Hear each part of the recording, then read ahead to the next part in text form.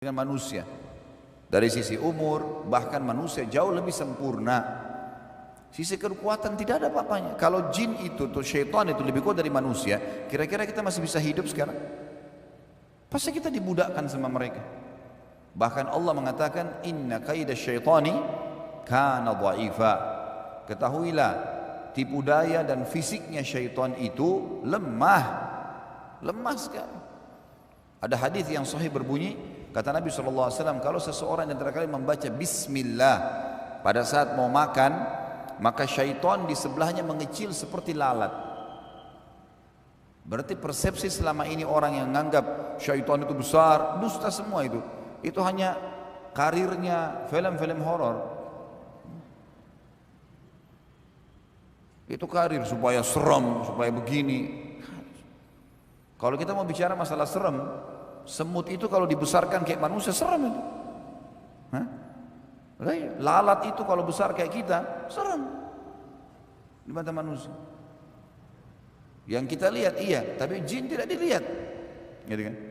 Tidak ada perlu. Allah mengatakan dalam ayat yang lain, A'udzubillahi minasyaitonirrajim, fala takhafun wa khafun in kuntum mu'minin. Jangan pernah takut kepada syaitan itu, dan hanya takut kepadaku kalau kalian beriman.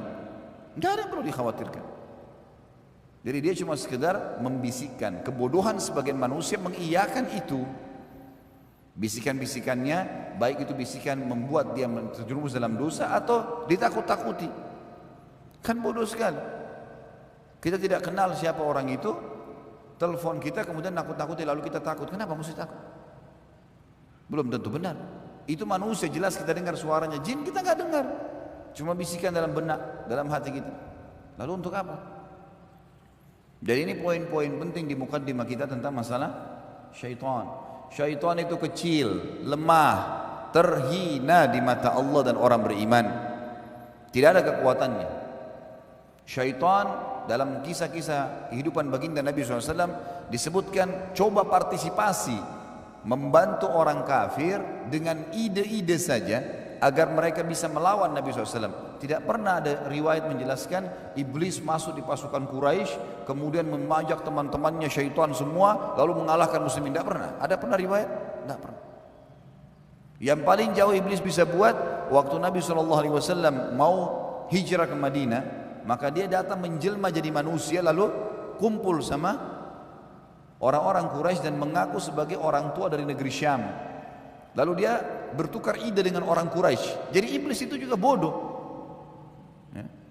Dia juga berusaha cari ide. Seperti kita kalau lagi pengen sesuatu kita coba berpikir ide-ide. Iblis begitu.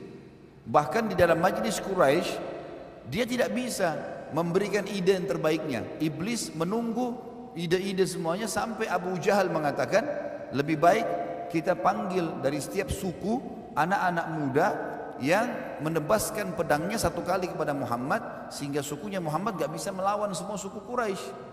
Kalau satu orang dua orang nanti sukunya akan berantem dengan sukunya orang ini. Apa kata iblis? Ini baru pendapat. Dalam riwayat sahih, waktu dia menjelma jadi manusia, dia bahkan mendukung pendapatnya Abu Jahal yang tidak terlintas di benaknya iblis. Iblis saja gak pikir itu. Berarti ada manusia yang mengalahkan iblis ini. Jadi kalau ada orang bilang saya lemah, saya digoda syaitan, bukan, dia goda dirinya sendiri. Iblis hanya menunggangi itu. Jadi syaitan itu lemah. Ya. Bahkan Ibnu Qayyim menyebutkan kalangan syaitan itu banyak yang bodoh di antara mereka.